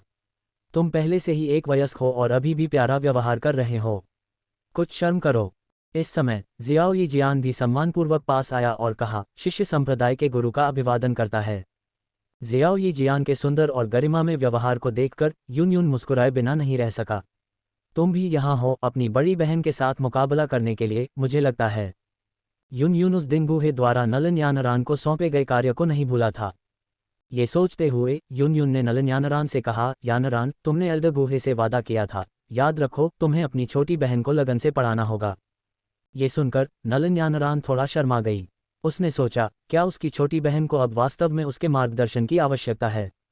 अगर वह अपनी पूरी ताकत लगा दे तो भी उसे यकीन नहीं था कि वह एक भी चाल का सामना कर पाएगी। यून यून के शब्दों का सामना करते हुए उसे समझ में नहीं आया कि कैसे जवाब दिया जाए। नालन यानरान ने विषय बदला और यून यून का जैद जैसा हाथ पकड़कर उसे टेबल की ओर ले गया। टीचर, क्या आपने अभी तक डिनर नहीं किया है? छोटी बहन ने चिकन सूप बनाया है और यह बहुत स्वादिष्ट है। चिकन सूप का जिक्र होते ही यून यून की खूबसूरत आंखें चमक उठीं। उसने अभी अभी बाहर की खुशबू को सूंघा था और उसे लगा कि यह चिकन सूप की खुशबू होगी। इसकी खुशबू इतनी अच्छी थी, इसका स्वाद भी लाजवाब होगा। पिछले महीने वह एम्परर्स एक्सट्रीम पिल को परिष्कृत करने के लिए जड़ी बूटियां इकट्ठा करने में व्यस्त थी। खाने के मामले में वह ज्यादातर जो भी उपलब्ध था उसी से काम चला रही थी।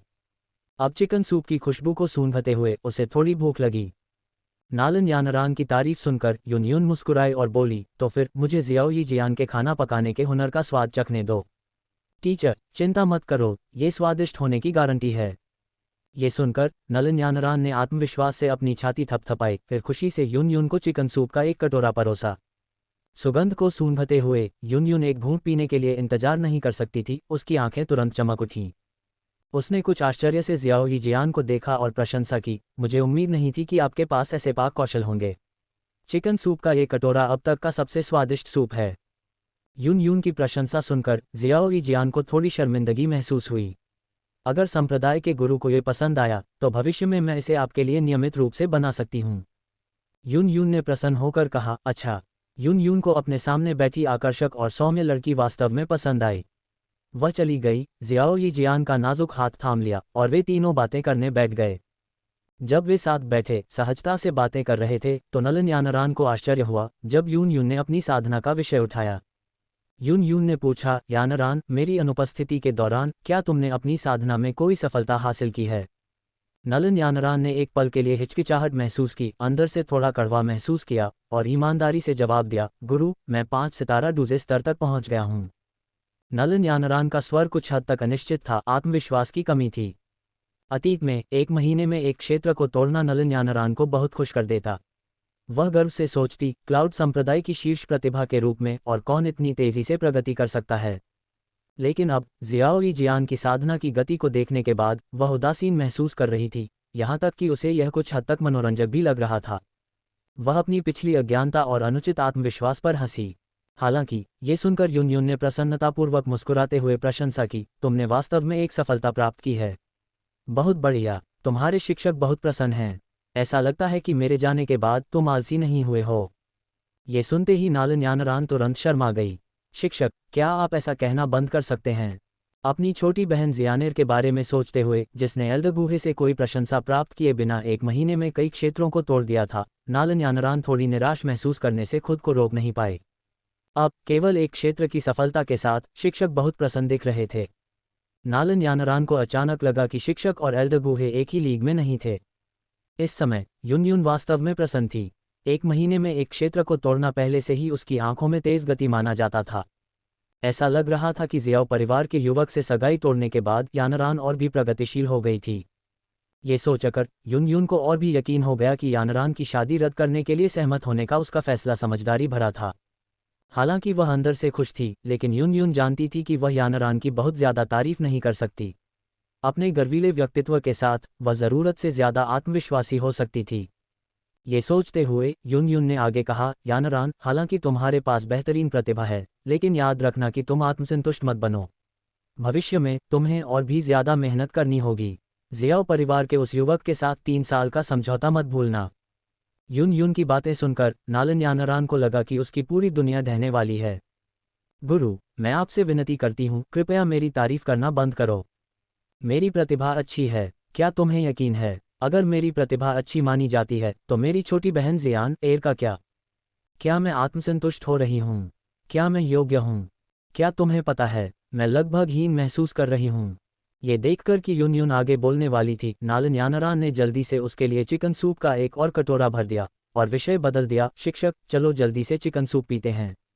ठंडा होने पर इसका स्वाद अच्छा नहीं लगेगा। आओ, इसे गर्म होने पर पी लो। यून यून को अपनी बात पूरी करने से पहले ही टोक दिया गया और नालन यानरान ने जल्दी से उसे कटोरा थमाते हुए मुस्कुराते हुए कहा, शिक्षक, ये चिकन सूप स्वादिष्ट है। इसे गर्म होने पर पी लो। यून यून, ये लड़की, जब मैं कुछ शब्द बोलती हूँ तो उसे अच्छा नहीं लगता। युन युन ने सोचा कि नालन यानरान को उसका लगातार व्याख्यान देना पसंद नहीं है।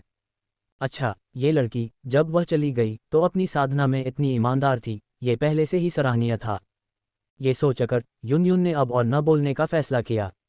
उसने चिकन सूप उठाया और पीना शुरू कर दिया। ये देखकर कि युन युन आखिरकार रुक गई, नालन यानरान ने राहत की सांस ली। अगर टीचर बोलना जारी रखती, खास तौर पर जूनियर सिस्टर जियानर के सामने, तो नालन यानरान को नहीं पता होता कि उसे कैसे संभालना है। सौभाग्य से वह इतनी चतुर थी कि उसने चिकन सूप के साथ विषय को बदल दिया। हालांकि नालन यानरान को यह उम्मीद नहीं थी कि युन युन के चिकन सूप खत्म करने के बाद वह फिर से शुरू हो जाएगी।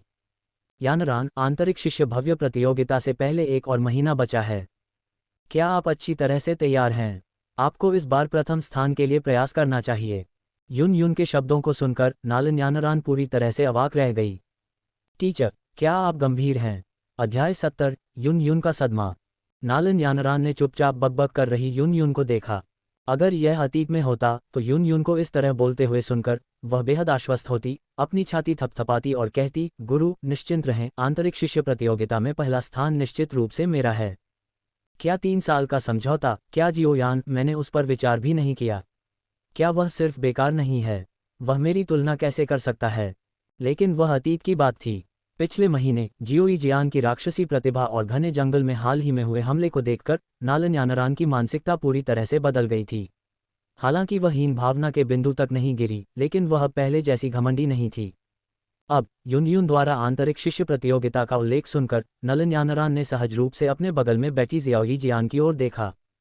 यहाँ जियाओई जियान की छोटी बहन के होते हुए वह प्रथम स्थान कैसे प्राप्त कर सकती है? गुरु, इस बार यानरान आपको निराश करने वाली है। कुछ हद तक निराश महसूस करते हुए नालन यानरान ने युन युन की बातों का जवाब नहीं दिया। युन युन ने बहुत देर तक बात की, लेकिन नालन यानरान को अपना सिर नीचे करके चुप रहते हुए देखकर वह कुछ हैरान हो गई। आज इस लड़की को क्या हो गया है? वह अजीब क्यों लग रही है? क्या ऐसा हो सकता है कि उसे अच्छा महसूस नहीं हो रहा है? ये सोचते हुए युन युन ने कुछ चिंता के साथ पूछा, यानरान, क्या हुआ? क्या तुम्हें अस्वस्थ महसूस हो रहा है? नालन यानरान ने अपना सिर हिलाया और अनिच्छा से जवाब दिया, गुरु, मैं ठीक हूँ। बगल में जियाओई जियान ने नालन यानरान के मूड में अचानक गिरावट देखी। समझदार होने के कारण वह तुरंत नालन यानरान के विचारों को समझ गई। ऐसा लगता है कि वरिष्ठ बहन यानरान मेरी प्रगति से प्रभावित हुई है। इससे जियोई जियान को अपने बड़े भाई की प्रतिक्रिया के बारे में सोचना पड़ा जब वह डू मास्टर स्तर तक पहुंच गई थी। इसके बारे में सोचते हुए वह आहें भरने से खुद को रोक नहीं पाए। भविष्य में उसे अपने साधना स्तर को यथासंभव छिपाने की कोशिश करनी चाहिए, अन्यथा वह वरिष्ठ बहन यानरान के साथ मौज मस्ती नहीं कर पाएगी। नालन यानरान के लिए और अधिक शर्मिंदगी से बचने के लिए जियोई जियान एक पल के लिए झिझकी, फिर विदाई देने के लिए खड़ी हुई। संप्रदाय गुरु, वरिष्ठ बहन यानरान, देर हो रही है, मुझे जाना चाहिए।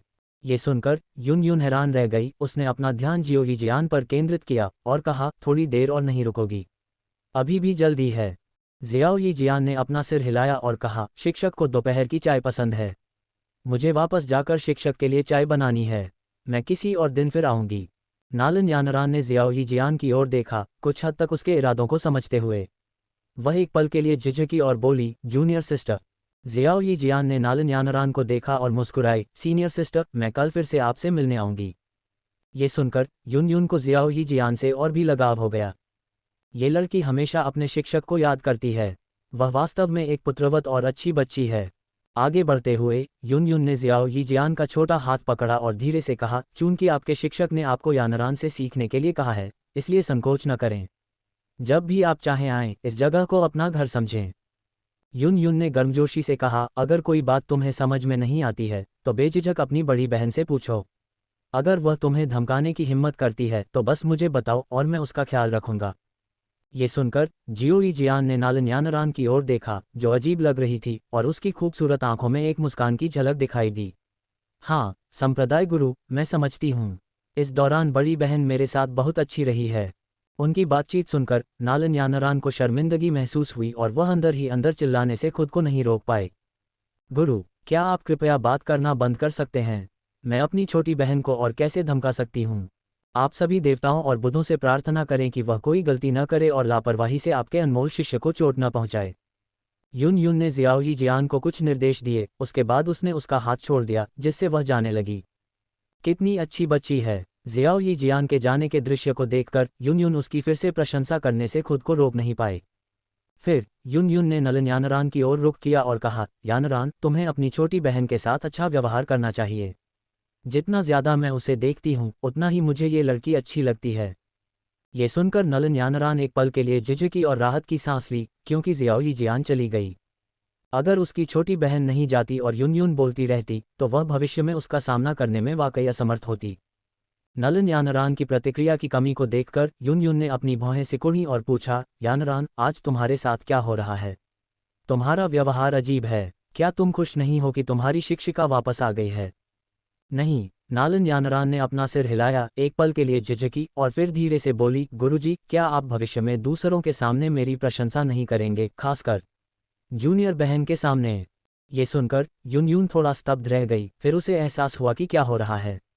उसके चेहरे पर मुस्कान आ गई। मुझे उम्मीद नहीं थी कि 1 महीने के बाद यानरान तुम शर्मीली होना सीख गई हो। उसे लगा कि नलन यानरान बस शर्मिंदा महसूस कर रही थी। ये सुनकर नलन यानरान ने आह भरी और युन युन को ऐसे भाव से देखा जैसे कह रही हो, गुरुजी, आज मुझे आपके क्षितिज को व्यापक बनाने और आपको दिखाने की ज़रूरत है कि असली प्रतिभा क्या है। युन युन को समझने में मदद करने के लिए नलन यानरान ने जियाओ यी जियान की स्थिति को उजागर करने का फैसला किया। वह चाहती थी कि युन युन को एहसास हो कि उसका उत्कृष्ट शिष्य इतना असाधारण नहीं था। थोड़ी देर बाद नलन यानरान ने बोलना समाप्त किया और उदास भाव से कहा, गुरुजी, जूनियर सिस्टर जियानर की तुलना में मैं वास्तव में कोई प्रतिभाशाली नहीं हूँ। इस समय युन युन पूरी तरह से स्तब्ध थी। 5 स्टार डू मास्टर। वह लड़की वास्तव में 5 स्टार डू मास्टर बन गई है। क्या ये थोड़ा अविश्वसनीय नहीं है? युन युन को नलन यानरान की कही गई बातों पर विश्वास करना मुश्किल लगा। क्या इस दुनिया में वास्तव में ऐसा कोई प्रतिभाशाली व्यक्ति है? एक पल की चुप्पी के बाद युन युन और पूछना चाहती थी, लेकिन उसने नलन यानरान के कुछ हद तक निराश चेहरे को देखा। वह तुरंत समझ गई। ऐसा लगता है कि इस दौरान यानरान बहुत दबाव में रही है। हालांकि अगर जियो यी जियान उतनी ही राक्षसी है जितना उसने वर्णन किया है, तो कोई भी दबाव महसूस करेगा। युन युन को अचानक नलन यानरान की वर्तमान भावनाओं का एहसास हो गया। अपनी शिष्या को देखकर, जो हमेशा आत्मविश्वास से भरी रहती थी, अब निराश दिख रही थी। युन युन खुद को उसके लिए खेद महसूस करने से नहीं रोक पाए। ये सोचकर युन युन को भी थोड़ा दोषी महसूस हुआ। इस दौरान वह सम्राट की सर्वोच्च गोली को परिष्कृत करने के लिए जड़ी बूटियां खोजने पर ध्यान केंद्रित कर रही थी और वास्तव में यानरान की उपेक्षा कर रही थी। युन युन आगे बढ़ी, नलन यानरान को गले लगाया और उसे धीरे से सांत्वना दी, यानरान, चिंता मत करो। सम्राट की सर्वोच्च गोली के साथ आगे बढ़ने के बाद मैं तुम्हारी साधना को बढ़ाने के लिए विभिन्न स्वर्गीय सामग्री और सांसारिक खजाने खोजने में तुम्हारी मदद करूंगी। युन युन ने फैसला किया था कि वर्तमान कार्यों को पूरा करने के बाद वह अपने अनमोल शिष्य की साधना पर ध्यान केंद्रित करेगी। युन युन के आश्वासन को सुनकर नलन यानरान का मूड बहुत बेहतर हो गया। गुरु, क्या आपने सम्राट की सर्वोच्च गोली के लिए सभी जड़ी बूटियां एकत्र कर ली हैं? नलन यानरान ने पूछा और ऊपर देखा।